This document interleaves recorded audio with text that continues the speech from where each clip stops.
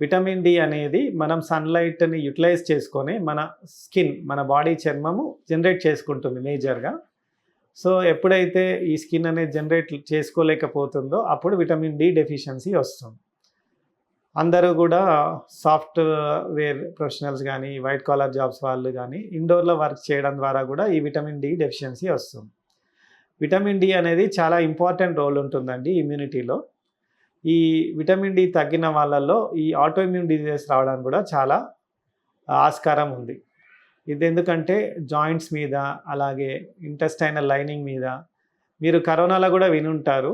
మేము patients Covid వచ్చిన వాళ్ళలో ఇమ్యూనిటీని పెంపొందించడానికి విటమిన్ డి అందరికీ ఇచ్చేవాళ్ళం.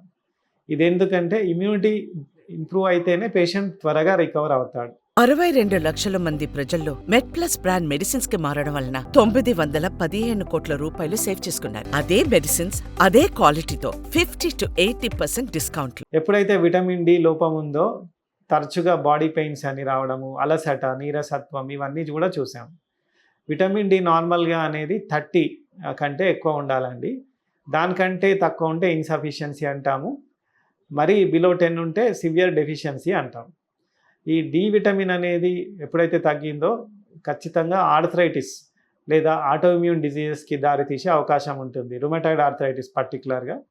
అందుకే రాగానే పేషెంట్ జాయింట్ పెయిన్స్ అని రాగానే మేము డైరెక్ట్ ఆర్థరైటిస్ అని కాకుండా వాళ్ళకున్న అండర్‌లయింగ్ డెఫిషియన్సీస్‌ని చూస్తాం. విటమిన్ డి, విటమిన్ బి12 చూసి ఫస్ట్ అది కరెక్ట్ చేయడానికి చూస్తాం.